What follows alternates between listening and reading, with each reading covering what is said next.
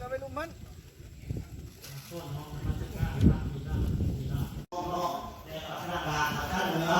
มาห่วงงานศาสนาอีกศพพ่อพระพุทธเจ้า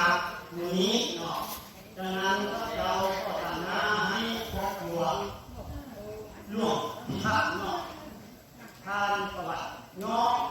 ต้องประตูเนาะตอนที่1 เดือน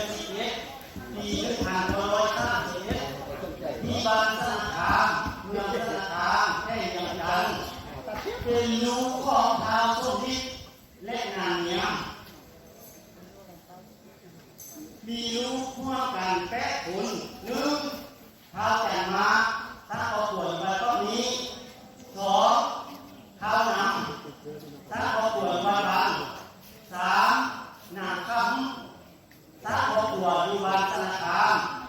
4. นางเอือเสียชีวิตแล้ว 5. นางเอือเสียชีวิตแล้ว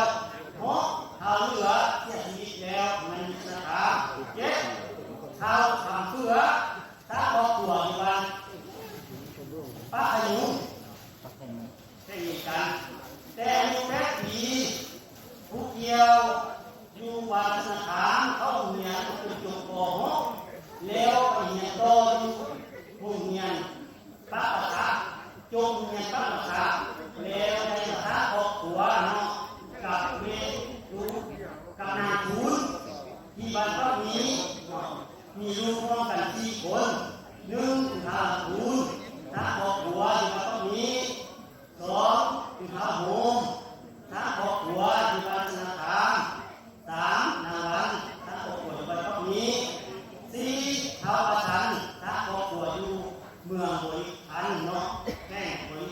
ขับไทยผู้เกี่ยวได้เป็นคน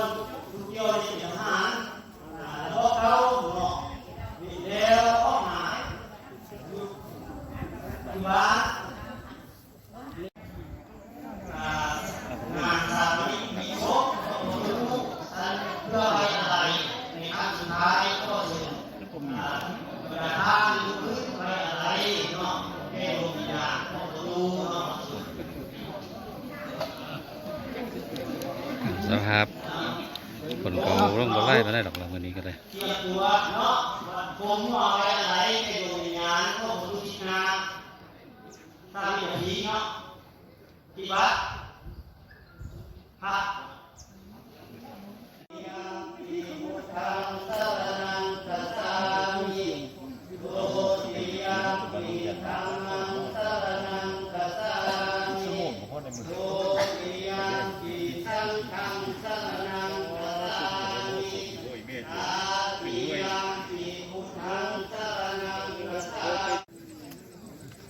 เตรียมตัวเริ่มนี้แล้วครูบาอาจารย์ก็ทุกอย่างน้ำขออนุญาตนะโมตัสสะภะคะวะโตอะระหะโตสัมมาสัมพุทธัสสะนะโมตัสสะภะคะวะโตอะระหะโตสัมมาสัมพุทธัสสะเดี๋ยว3 คนเอาแค่ได้4 คนแม่เว้ย4 เจเดี๋ยวถ้ามี4 คนด้วยอ๋อพูดไทยโฮปพี่เด้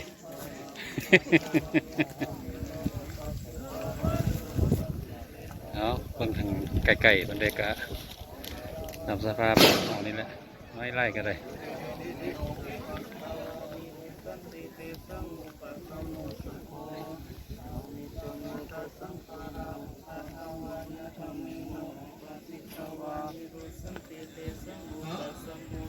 งานสัพพนกิจ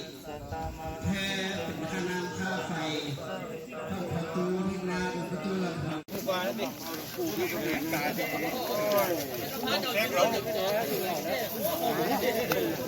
เต็กแล้วฮะเต็กหรอบอกว่าก่อนเต็กฮะมือกองนี่ก็เป็นมือกองมือเก่าอยู่เนาะ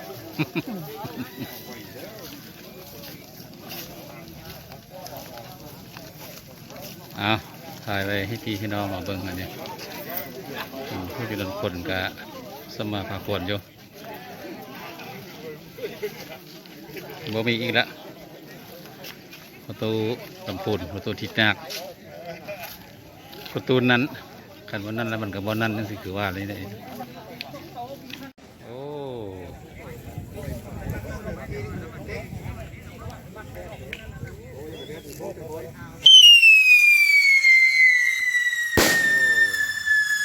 ไก่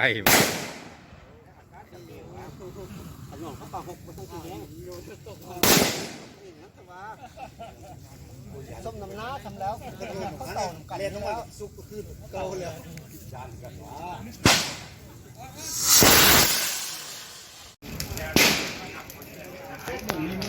เอามือก็คุม